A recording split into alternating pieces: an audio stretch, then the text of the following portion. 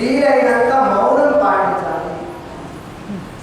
ఎందుకంటే ఇప్పుడు మనకు పేరెంటానికి పెట్టి పూజకి ఎందుకు పిలుస్తారు? పూజకి పెళ్లిదారి కాకుండా పూజ ఎందుకు పిలుస్తారు?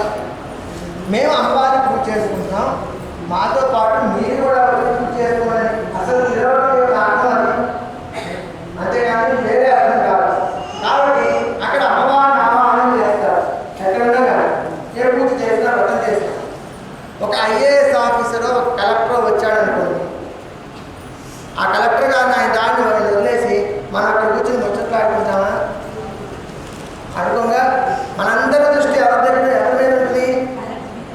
కలెక్టర్ మీద, ఆ వచ్చిన వ్యక్తి మీద ఉంటుంది, కానీ పక్కన వాళ్ళ మీద ఉండదు. కానీ దురదృష్టం ఏంటంటే పూజకనే వస్తాము, 5 నిమిషాలు 10 నిమిషాలు ఆవిడ మీద దృష్టి పెడతాం, మిగిలిన 50 నిమిషాలు కూడా మన దృష్టి అంతా పక్కన వాళ్ళతో కబుర్లు, పక్క వాళ్ళతో కబుర్లు చెప్పుకోవడానికి పూజా వ్రతమే వేదిక కానవసరం. ఇప్పుడు ఈ రోజుల్లో ఆధునికంగా కొన్ని కిట్టి పార్టీలని అవి ఇవి వచ్చినాయి. అటువంటి వాటిలో మీరు ఎంతసేపన్నా కబుర్లు చెప్పుకోండి, అక్కడ ఏ దోషము లేదు. గెట్ టుగెదర్ పెట్టుకుంటారు, కిట్టి పార్టీ పెట్టుకుంటారు, అక్కడ మీరు ఎంతసేపన్నా చెప్పుకోండి, దానికి ఏం తప్పలేదు, అది పూజ కాదు కదా. కానీ పూజ దగ్గరికి వచ్చినప్పుడు ఇక్కడ కూడా లౌకికమైన విషయాలు పక్కవాళ్ళతో ముచ్చట్లు చెప్పుకుంటే మనకి పుణ్యం కన్నా వచ్చేది ఎక్కువ పాపం. పూజ మన మనస్సు శుద్ధి చేసుకోవడానికి. ప్రతి జీవి జన్మ జన్మలలో ఎంతో పాపం మూటగట్టుకుని ఉంటాం, ఎంతో మలినాలు ఉంటాయి మన లోపల, అవన్నీ ప్రక్షాళన చేసే ప్రక్రియగా పూజ పెట్టారు మన ఋషులు. 2, పూజ చేసేటప్పుడు యాంత్రికంగా చేయాలని గబగబ చేయాలని అనుకోవచ్చు. ఏమంటే మీరు లలితా సహస్రనామం గబగబా చదివేసేయండి, ఇంత మెల్లిగా చదువుతున్నారే, మేము పాట పాడాలి అంటే లలితా సహస్రనామం యొక్క విలువ మీకు తెలియక మీరు ఆ మాట అన్నారు. లలితా సహస్రనామం ఎంత గొప్పదంటే వసిన్యాది వాగ్దేవతల చేత చెప్పబడినటువంటిది ఈ లలితా సహస్రనామం. అంటే వాక్కుకి ఎవరు అధిష్టాన దేవతో ఆ అధిష్టాన దేవతలైన వసిన్యాది వాగ్దేవతలు చెప్పారు ఈ లలితా సహస్రనామం. ఈ లలితా సహస్రనామంలో ఒక్కటి కూడా వ్యర్థమైన అక్షరం ఉండదు.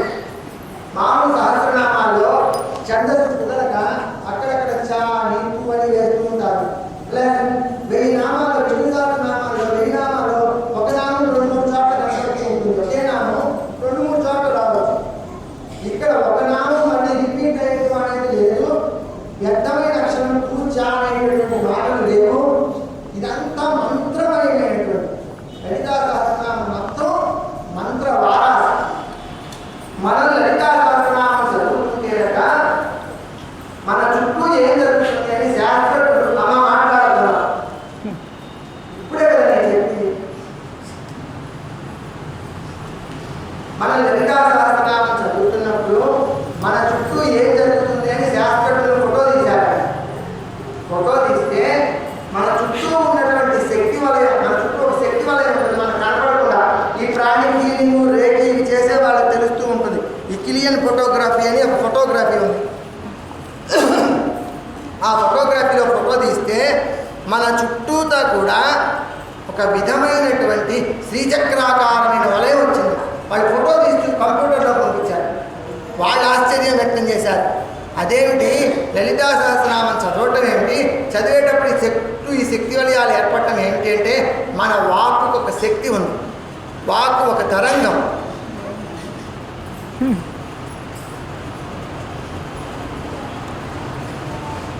ఆ వాక్ తరంగానికి శక్తి ఉండి ఏం చేస్తుందంటే మన చుట్టూతా కూడా వలయాన్ని ఏర్పాటు చేస్తుంది. అది మనకు తెలియకుండానే మన చుట్టూ ఒక శ్రీచక్రాకారమైన శక్తి వలయం ఏర్పడుతుందంట లలితా పారాయణ చేస్తే, లలితా సహస్రనామ పారాయణ చేస్తే. మీరు చదివే పాటలో కూడా ఉంటుంది చూడండి, 1,000,000 లింగములు ప్రతిష్ఠించిన 1,000,000 సార్లు గంగలో మునిగిన ఒక్కసారి లలితా సహస్రనామ పారాయణకి అవి సరిపోవు అంటారు. అది ఋషులు చెప్పిన మాట ఒట్టిది కాదు, చాలా గట్టి మాట.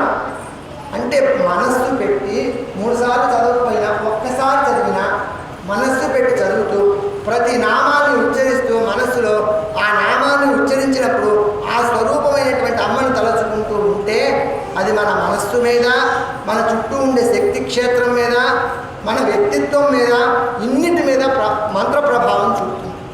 అందుకని లలితా సహస్రనామం గబగబా చదివేయకూడదు. 5 సార్లు అవ్వాలో 1 కోటి సార్లు అవ్వాలో ఏదో పెట్టుకున్నప్పుడు పొరపాటు నేను చేసే ఒకసారి తెలియక ఇట్లాగే 1 కోటి సార్లు లలితా పారాయణం అని పెట్టుకుని నేను ఒక పొరపాటు చేస్తే అప్పుడు నాకు పెద్దలు చెప్పిన మాట నేను ఇప్పుడు మీకు చెప్తున్నాను. హడావిడిగా చదవండి సంఖ్య చూసుకుంటున్నాం. సంఖ్య కాదు ప్రధానం. ఒక్కసారి చదివినా ఆ లలితా సహస్రనామానికి మన చుట్టూతో కూడా శక్తి వలయాన్ని, శక్తి క్షేత్రాన్ని నిర్మింపజేసే శక్తి ఉంటుంది. 2, ఒక ప్రవచనం చెప్తున్నా, ఒక పూజ చేస్తున్నా, అందరూ కూర్చుని వింటున్నప్పుడు మధ్యలో ఎవరో ఒకళ్ళు లేచి అటు తిరుగుతూ ఉన్నారనుకోండి, పని మీదే తిరగచ్చు, పని లేకుండా తిరగచ్చు. చెప్పే వాళ్ళ దృష్టి చెదురుతుంది, వినేవాళ్ళ దృష్టి కూడా చెదురుతుంది. అందుకని మనం ఏమైనా చేయాలనుకుంటే ముందే ఏర్పాట్లు చేసుకుని కూర్చోవాలి, కానీ మధ్యలో అటు తిరగకూడదు. లలిత పారాయణ చేసేటప్పుడు కూడా చాలా నెమ్మదిగా, చాలా ప్రశాంతంగా, పెద్ద గొంతు అవసరం, స్లోగా నెమ్మదిగా ఒక మంత్రం ఎలా జరుగుతుంది అలా జరిగినట్టుగా చదివితే మన మనస్సు మీద చాలా ప్రభావాలు చూపుతుంది. అలాగే పూజ చేసేటప్పుడు అమ్మవారికి పూలు చాలా సున్నితంగా అక్కడ తీసుకెళ్ళి పెట్టాలి. చాలామంది తెలియక ఇట్లా విసురుతూ ఉంటారు. పూలు ఇట్లా విసరడం, పూల చెండ్లు అలా విసరడం చేయకూడదు. పువ్వు ఇక్కడ నేను అమ్మవారికి పువ్వు పెట్టాలనుకున్నాను, వీలుంటే నేను పైకెక్కి వచ్చి పెట్టాలి, లేకపోతే ఎవరి చేతికి అందించి పెట్టాలి. అలా కాకుండా వాళ్ళ మీదకి నేను విసిరాను అనుకో, అది వాళ్ళ ఒంటి మీద పడుతుందంటే అది ముందు వాళ్ళకి సమర్పణ అయిపోయినట్టు. అమ్మవారి కాదు, మీ మీదకి నేను విసిరితే అమ్మవారి కన్నా ముందు అది ఎవరికి సమర్పణ అయినట్టు? మీ మీద పడింది కదా, మీకు సమర్పణ అయినట్టు అవుతుంది. అందుకని ఆ పువ్వు కూడా తీసుకెళ్ళి నెమ్మదిగా పెట్టాలి. అక్షింతలు వేసేటప్పుడు, కుంకుమ వేసేటప్పుడు కూడా మంత్రం చెప్పి పూజ చేస్తున్నప్పుడు ఏం చెప్తున్నారో దాన్ని ఫాలో అవ్వాలి. నలుగురు చేయాలని ఏం పొందేది, ఒక్కళ్ళు చేస్తుంటే చాలు. మనందరి మనస్సు ఆ ఒక్కళ్ళతో అనుస్యూతంగా జరగాలి. అమ్మ భావన మాత్ర సంతుష్ట హృదయాయైన మౌనమ. అమ్మకి భావన ప్రధానం. మన ద్రవ్యం కన్నా ముందు మన భావన ప్రధానం. కాబట్టి ఒకవేళ ద్రవ్యం లేదనుకో మన దగ్గర, భావననే సమర్పించాలి. ఇక్కడ కూర్చున్నాం మనందరం, ఇక్కడ కూర్చుని అందరం పూలు వేయాలంటే కుదరదు కదా. ఇప్పుడు నేను ఇక్కడ కూర్చున్నాను, నేను కూడా ఇక్కడ మంత్రం చెప్తూ పువ్వు వేయాలని ఉంటుంది అనుకోనా, నా కోరిక కుదురుతుందా? 2 పనులు చేయలేము. మంత్రము సరిగ్గా చెప్పలేము, పువ్వన్నా సరిగ్గా వేయలేము.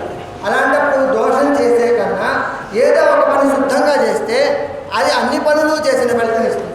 కాబట్టి మంత్రం చెప్తూ మనస్సులో వాళ్ళు ఏ పువ్వు పెడుతున్నారో ఆ పువ్వు నేనే పెడుతున్నాను అనుకోండి. అమ్మని మన మనస్సు అమ్మకి ఇస్తే ఇంకేమీ కోరదు. అమ్మ మన దగ్గర నుంచి ఏమీ కోరదు, మన మనస్సునే ఎక్కువ కాదు, అసలు ఇవ్వమని కోరేది మన మనస్సునే. కాకపోతే దురదృష్టం ఏంటంటే మానవులు ఆ ఒక్క మనస్సు తప్పితే ఏదైనా ఇవ్వటానికి సిద్ధపడతారు. పూజ దగ్గర కూర్చుని కూడా ఎన్నో ఆలోచనలు, ఎన్నో వేదనలు, ఎన్నో గందరగోళాలు. కాబట్టి ఆ విధంగా పూజ చేయవద్దు. 2వది, పంచపాత్రకు వాడిన పాత్ర కలశ పాత్రకు వాడకూడదు. చాలామంది తెలియకుండా పంచపాత్రే కలశ పాత్రగా కూడా వాడుతూ ఉంటారు.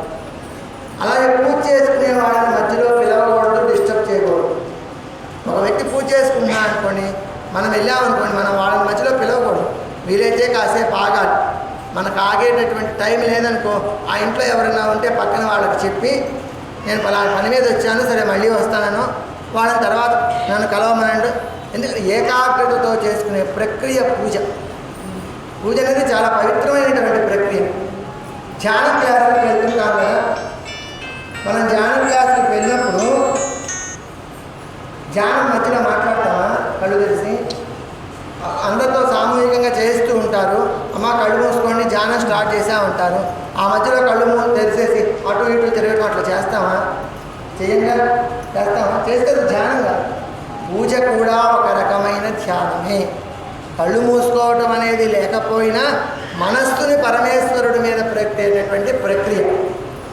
అందుకని పూజ చేసేటప్పుడు ఈ విధమైనటువంటి నియమాలు తప్పక పాటించాలి. అలాగే పూజ మనతో ఇప్పుడు సామూహిక పూజలు అనుకో, ఒకళ్ళు మనతో చెప్పి చేస్తున్నారనుకో, వాళ్ళు చెప్పేదాన్ని మనం ఫాలో అవ్వాలి. వాళ్ళ దారి వాళ్ళది, మన దారి మనది అన్నట్టుగా చేసామనుకో, మన మనకి సింక్రనైజేషన్ అనేది ఏది కూడా ఉండదు.